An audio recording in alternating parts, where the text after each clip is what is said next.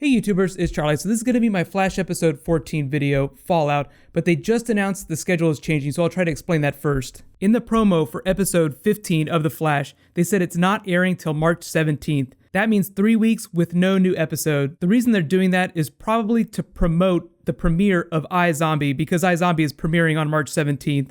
So they have this bananas quote-unquote episode of The Flash in order to help boost the numbers for iZombie. Yes, it sucks, but you can't blame them for wanting to use their most popular show to promote a new one.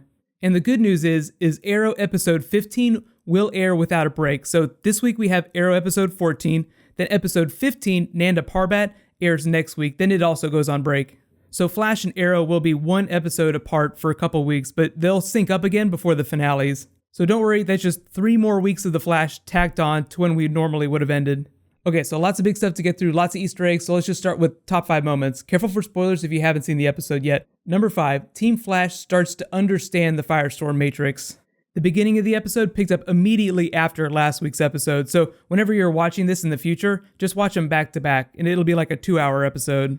The first half was all about introducing Firestorm, second half all about understanding what it's going to be like going forward. So by the end of the episode, they figure it out a little bit better, and they can coexist inside the Firestorm Matrix as distinct personalities.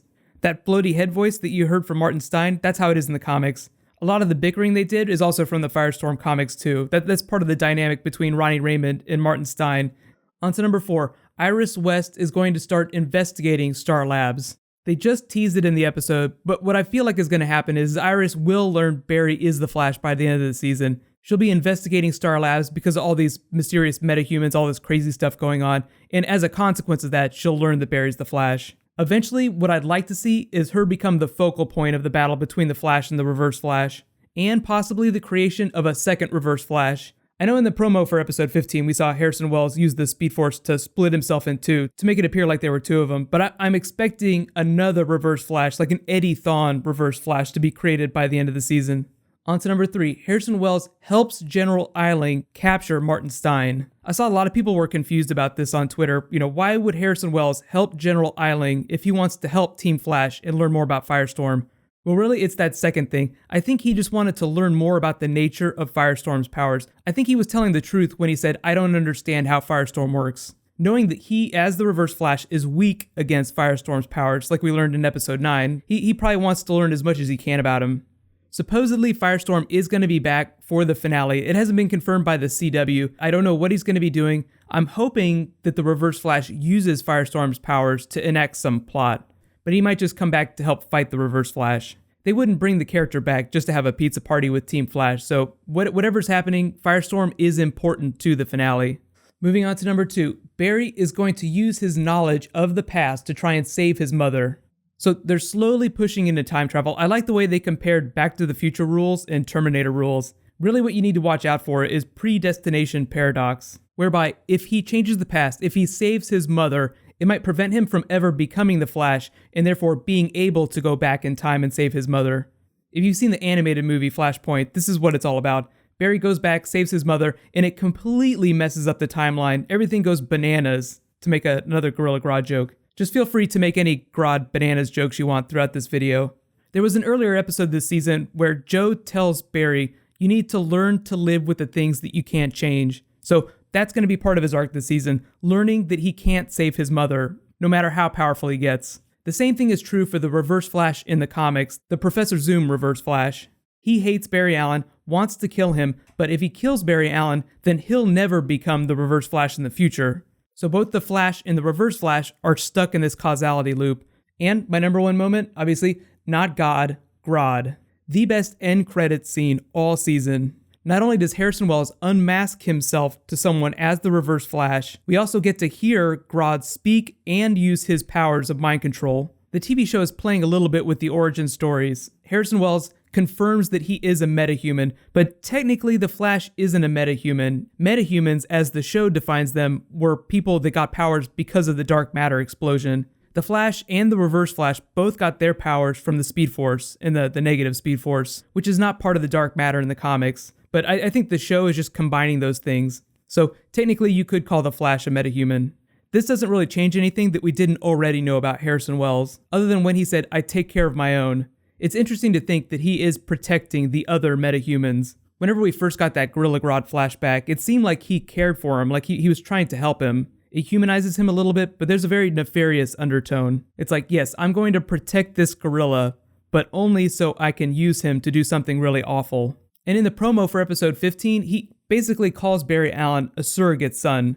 In the comics, Professor Zoom, Eobard Thawne, isn't like that at all. He's completely nuts. He hates everyone. So this is the show just softening that character and using some aspects from Hunter Zolomon's character in the comics. So what you're getting is an amalgam of Reverse Flashes. And eventually, when we get a third Reverse Flash, when we get like our Eddie Thawne Reverse Flash, I think the same thing will happen. He'll also be an amalgam of a couple Reverse Flashes. One of the biggest questions you guys had after last week's episode was, when is Team Flash going to learn what Harrison Wells is doing? He's the Reverse Flash. And the promo for episode 15 seems like it totally answers that. Meaning that there's like 8 episodes left in the season. Does that not get you so freaking excited for where they're going to take the show? Let me know though, what was your favorite moment from the episode? And here's my big question. What do you think that Harrison Wells is going to do once he reveals himself to Barry as the Reverse Flash? It's definitely going to break their relationship once Barry learns that he's the man in yellow. Remember what Harrison Wells said though when he was talking about Firestorm? Accept each other. Accept the balance between you. He was talking about Ronnie Raymond and Martin Stein accepting each other.